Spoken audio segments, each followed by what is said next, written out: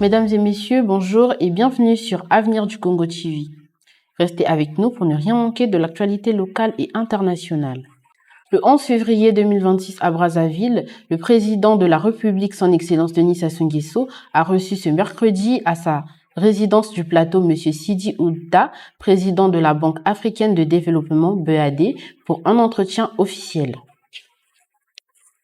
Le mouvement de la jeunesse pour le progrès de l'avenir MJPU a officiellement fait son entrée sur la scène publique le 9 février à Pointe-Noire à l'occasion de l'inauguration du grand marché d'Indji, en se positionnant comme une force de mobilisation destinée à soutenir le candidat de la majorité présidentielle, Denis Sassou Nguesso, en vue de l'élection prévue le 12 et 15 mars prochain.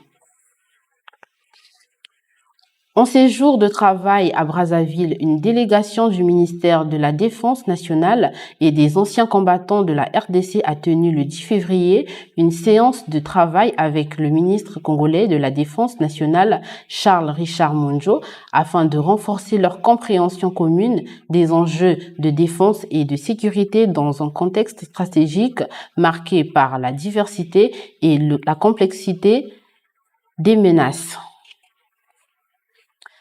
Le comité de pilotage du projet d'harmonisation et d'amélioration des statistiques en Afrique de l'Ouest et au centre d'Issoaka SOP2 s'est réuni le 10 février à Brazzaville et a validé le plan de travail ainsi que le budget annuel 2026 estimé à près de 11 milliards de francs CFA. Cette première session constituant une étape importante pour la mise en œuvre des activités statistiques nationales. À l'international, le cyclone tropical Gézani a frappé Madagascar en février 2026, causant d'importants dégâts matériels, des inondations, des coupures d'électricité, surtout dans l'est du pays. Le bilan provisoire fait état d'au moins une trentaine de morts, de nombreux blessés et des milliers de personnes déplacées, tandis que les autorités ont mobilisé les secours et déclaré l'état catastrophe national. Par ailleurs, un ferry transportant plus de 27 personnes a chaviré sur le Nil dans le nord du Soudan, provoquant la mort d'au moins 15 passagers dont les femmes et les enfants. Des survivants ont été secourus et les recherches se poursuivent dans un contexte de sécurité fluviale souvent insuffisante dans la région. Madagascar fait désormais partie des 93 pays dans le monde touchés par le Mpox, une maladie contagieuse. Sur la grande île, le bilan s'alourdit rapidement. 245 cas ont été officiellement recensés depuis l'apparition du virus en décembre dernier. Le Mpox vient bouleverser un système de santé déjà fragile.